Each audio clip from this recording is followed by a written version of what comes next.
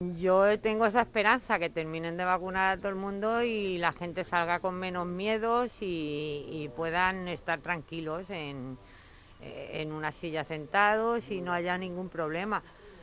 Yo tengo esa esperanza, claro, que vacunen. Yo de momento no me han vacunado y estoy esperando a ello.